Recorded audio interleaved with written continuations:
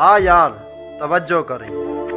जड़ा मुझा ढेर मथींदा हाँ तेरी सोच सिगरेट पींदा तेरे नाक्श नजर दिन धुएं विच मैं को दिसदा है तू हर सूहें विच और मेरी आदत गंदी कहना है मैं को सिगरेट बंदी कहना है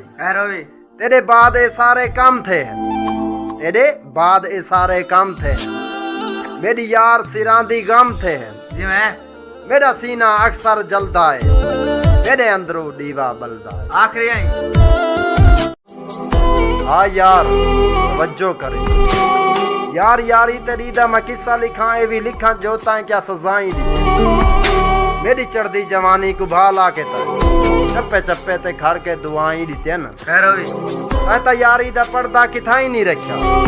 मैं ता यारी दा पर्दा किथाई नहीं रखा मेरे गाल ता हर जा जफाई दिते न भावे बेशक ता दुखें दी बारिश दिती बेकु रास्ते को दुखें कई धाई दिते आखिरी तेरी खातर मैं तन मन को वेचे सजा बेकु उल्टे चंगाए दे सिले ना दे हड़ के गैरां दे रले मुंह ऊंचा न कर हड़ के गैरां दे रले मुंह ऊंचा न कर बेकु मुफ्ते जुदाएं दे गिले ना दे हाँ यार तवज्जो करें सादे वांग कोई मुखलिस ना लबसी कायनात को फोल इजाजत है साकू सट के दुख दी तरकड़ी ते वे वजना तोल इजाजत है जी मैं तेरे प्यार दा शाकिर मुजरिम हां पता दर दर रोल इजाजत है आखिरी आई यूनुस बिरा तवज्जो करें हाँ एक शाम न ताए पर लंघ दी आई पिया साल लंघेंदा देखता वन मेरा सा सकरात च है माही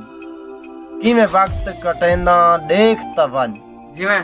मेरी जोग ते दर्दें देरा लाए मेरी जोग ते दर्दें देरा लाए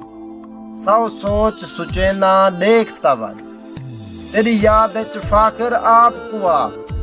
पिया आप मरेंदा देखता वन आखिरी आई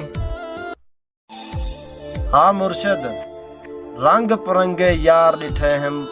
लोक वडे फनकार डिठे हम मतलब होवे अब्बाहद इंजे रिश्तेदार डिठे हम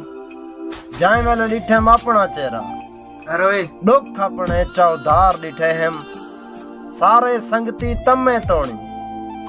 यारें विच मुर्शद गरदार डिठे हम आखिरी आई दिल दे हसदे ते वसदे घर नू जुदाई खा गई ते तू ना आयो भेड़िया जिंदगी जीवन दे कान ढाइया बन सजा गई ते तू ना आयो और तेरी रावां ते जिंद नहीं मानी रोंदी धोंदी ते सिकदी रह गई वेख अपनी जियादती काविश मौत आ गई ते तू ना आयो अब्दुल समद ये डोड़ा तेरे वास्ते है मोहब्बत दी कीमत सजा औखी मिलसी ते कू दर्द दिल दी दवा औखी मिलसी जमाना मुहब्बत दा मुनकर है समद तू सब कुछ लुटा दे वफा औखी मिलसी वहीं बिरा तवज्जो करें तेरे वास्ते डोड़ा है थक पाए हैं दुनियादारी तू हर हिक दी यार मकारी तू